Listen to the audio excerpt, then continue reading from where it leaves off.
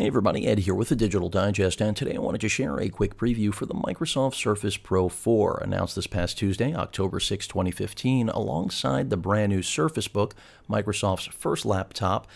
The Surface Pro 4 pretty much picks up exactly where the Pro 3 left off, and that is a good thing. No incredible revamp of the product line, but that's because the Surface Pro 3 was and still is a winner.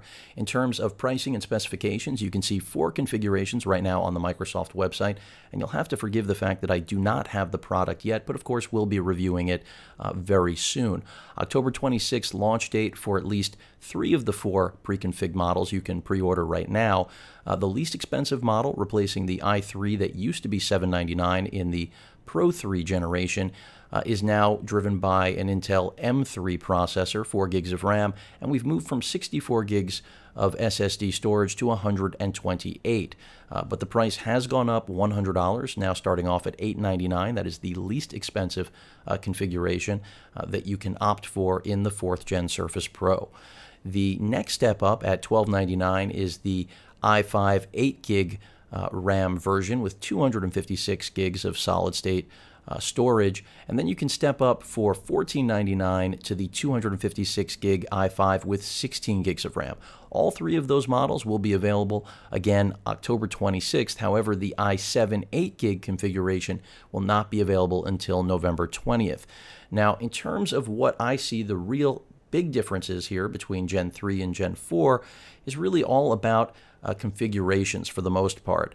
Yes, we have a slightly larger screen, moving from 12 inches in the Pro 3 to 12.3 here in the Pro 4, which I don't see as a significant difference, just like making this tablet slightly thinner, which Microsoft was also able to accomplish while maintaining the same footprint, is a feat unto itself. It still isn't necessarily going to change someone's buying decision from picking the 3 over the Gen 4 model. But if you were waiting for the ability to custom configure, well, that's exactly what Gen 4 brings. Yes, we also have a new type cover. We also have a fingerprint scanner on that type cover. And by the way, Microsoft also made sure to include backwards compatibility. In other words, if you want to use Surface Pro 3 accessories with the 4th Gen Pro, you're not going to have a problem. That means the docking station, the type cover. So those are important things that Microsoft addressed based on user feedback. Now, when it comes to the Core M, the least expensive configuration, you can see there are no options. But once you step into the i5 world, you do have the flexibility of going with 4, 8, or 16 gigs of RAM. And you can see the pricing there for the least expensive i5 configuration is $999. If you step it up to 8 gigs, you're looking again at $1299. No 128 gig option there. Now 256 is the entry-level SSD that you're going to be looking at. And if you step up to 512 gigs of solid-state storage, $1699. Once you get into the 16 gig realm, Microsoft expects you, of course, to be ready for that price tag. I mentioned before in the pre-configured options, this is one of them for $1499, but you can get a 512 gig option as well. Now, why the 1 terabyte is not available is beyond me, but I imagine at some point down the road that's going to change. And by the way, that's part of what baffles me about all of these configurations that Microsoft has opened up to us in a way that was never a possibility for Surface Pro models, but yet still limited despite all of these new options. Now, when it comes to the i7 model, they're 8 or 16 gigs. You saw the 8 gig pre-configured model with the 256 gig hard drive, but that's where the 1 terabyte option comes into play. That doesn't even have a street date. And from what I've read, it appears that that 1 terabyte drive is the only one among all of the SSD options that's actually going to be a PCI Express drive. So if you want that PCI Express performance over traditional SSD, 1 terabyte is where it's at, but we don't even have a street date. When it comes to everything else, pretty much every configuration available right now, November 20th is the date beyond that October 26th launch date. So either the end of this month or closer to the end of November, depending on what you want. Now, let's get back to the specifications that have changed, because even though I just went over the configuration options, 1.73 pounds, I mentioned you got a new type cover, 12.3-inch display, even though the actual size of the device is exactly the same, it just got slimmer because Microsoft essentially ate into the bezel to afford that extra 0.3 inches of screen real estate. A new pen that is also dockable for the first time legitimately on the left-hand side of the tablet. It is magnetic to my knowledge. Of course, Windows 10 Pro out of the box, that is to be expected. And really, this is all about, again, having the best performance in a tablet form that could legitimately replace a laptop for many, if not most, users. And you can see right here, Microsoft basically pushing the Pro 4, the Surface Book, and the Surface 3. Magically, the Pro 3 has disappeared from the comparison, at least that Microsoft wants you to have or make when it comes to Surface choices. And I understand why. I don't think it's necessarily right, but that's what they've chosen to do. Now you can see on the resolution right here, and in terms of the actual display itself, Microsoft now referring to the display as a pixel sense display rather than the clear type display that every generation of Surface prior to this had utilized. And we've bumped up the resolution to 2736 by 1824. So a little bit more resolution, and of course that's to accommodate the change in the actual display size. We also are working with a 3:2 aspect ratio, much like the Surface 3. That's another transition here.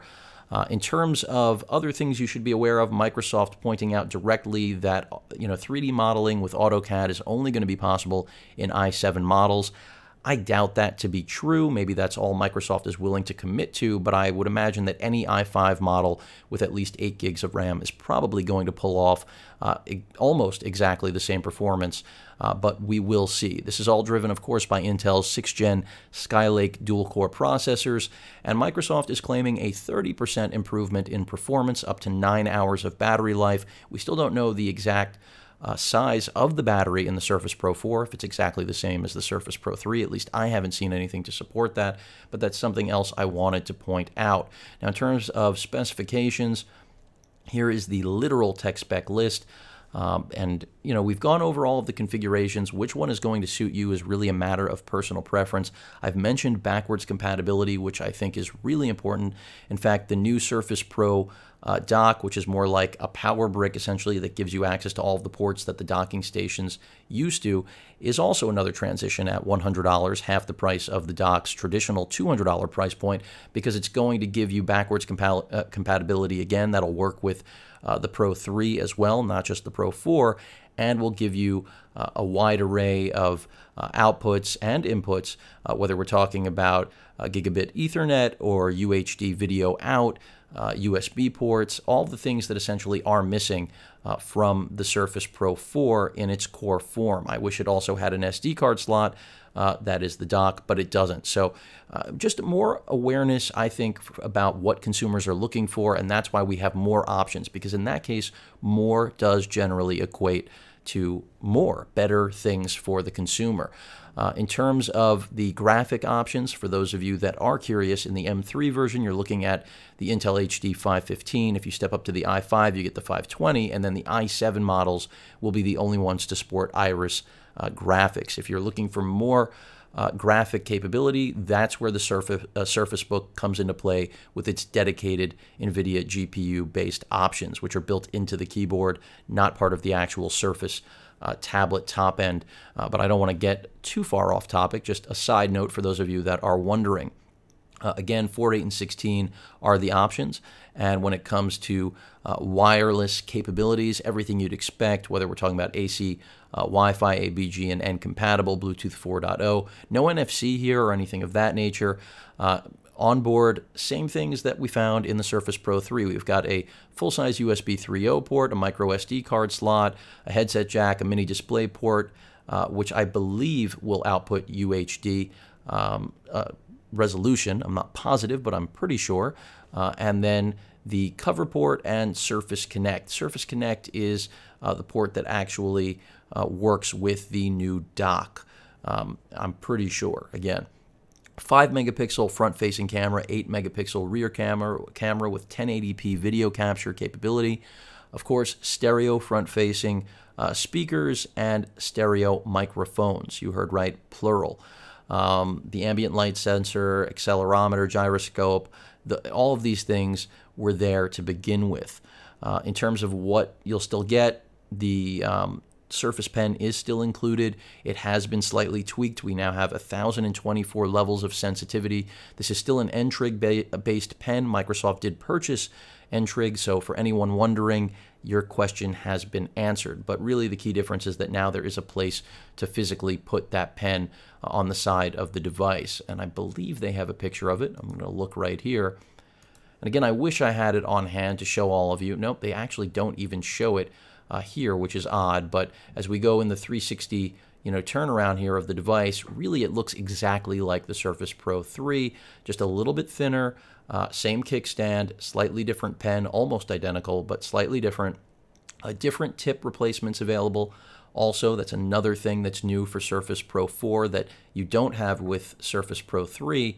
But that's pretty much it. So this really boils down to the new processor. It doesn't seem like any boost in battery life, the slightly larger display with slightly higher resolution, even though they are calling the display a whole new display technology, even though it's still an LCD to my knowledge. Wish they would have thrown in an AMOLED. That would have really set the Surface Pro line apart from any of the clones out there, because we are starting to live in a world of Surface Pro clones. Even Apple trying to launch their own with the iPad Pro, which is really a joke compared to the Surface Pro lineup, even going back to the first gen Surface Pro, but Apple will do their thing as usual. And the type cover is the revamp, even though, again, this is compatible with the third gen. For those of you wondering, I mentioned that already. If you do choose to go with the type cover 4, you do get the fingerprint scanner if you need that, as well as what Microsoft is calling an improved revamp of the type cover. The keys are a little bit more spaced out, bigger trackpad. I think they already got it right in the third gen, so I would be hard-pressed to want the fourth gen unless I really needed that fingerprint scanner, which I'm sure some of you do desire. And from a corporate standpoint, definitely a good form or measurement of security to have integrated into machines that you're giving to employees to use on a daily basis in the field. So the Surface Pro 4 looks good from just about every angle that I could see as they try to get me to chat with them. Definitely don't need their help. The increase in price, I think, considering they did bump up specifications, I think is justified. I would have liked to have seen them, though, still keep that $799 price point, but I understand why we have started now at $900. And really the key difference, as I mentioned, is that now we've got a whole list of different configuration options that simply didn't exist in the Surface Pro hemisphere. Above and beyond that, as I mentioned, this is going to be a great opportunity for people to get the Surface Pro 3, which isn't that far behind this.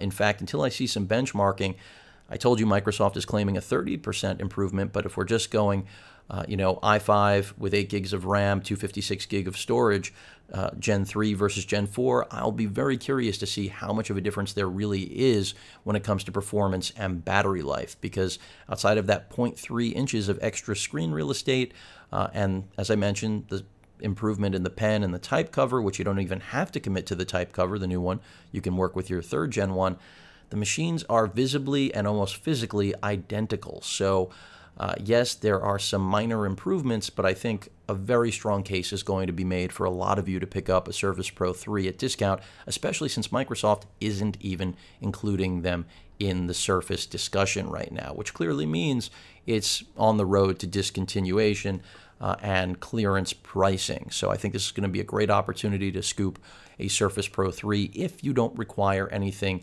from this new package, the configurations, or if you're not interested in the Surface Book, which in my opinion, even though it shares much of the same internals, because it's a laptop, falls into a completely different category, a different weight class, everything.